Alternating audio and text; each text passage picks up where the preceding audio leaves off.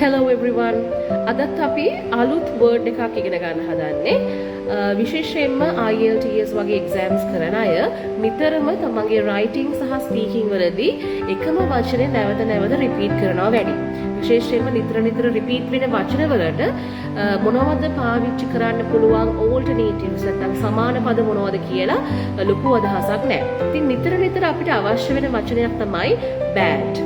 It is bad. This is bad. Bad කියලා මේ නරකයි අහිතකරයි කියන වචනේ නිතර අපිට speaking වලදීත් writing වලදීත් use වෙනවා.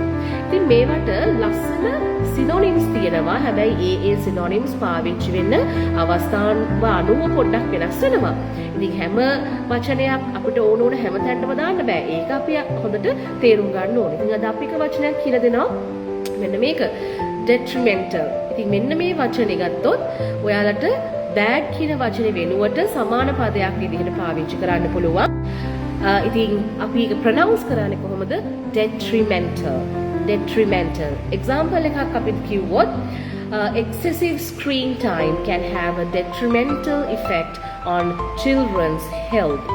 එතකොට excessive screen time අධික විදිහට අපි ෆෝන් වෙන්න පුළුවන් මොන හරි screen time එකක් තියෙනවානේ ෆෝන් එක හරි කම්පියුටර් එක හරි ටීවී එක හරි ඒ screen එක දිහා බලාගෙන ඉන්න කාලය screen time එක excessive අධිකව පාවිච්චි කරන මේ screen time එක නිසා detrimental effect එකක් ඇති වෙන්න පුළුවන් දරුවන්ගේ සෞඛ්‍යයට right so detrimental ඒ වගේම තව එකක් අපි බැලුවොත් the excessive use of plastic products has a detrimental effect on the environment.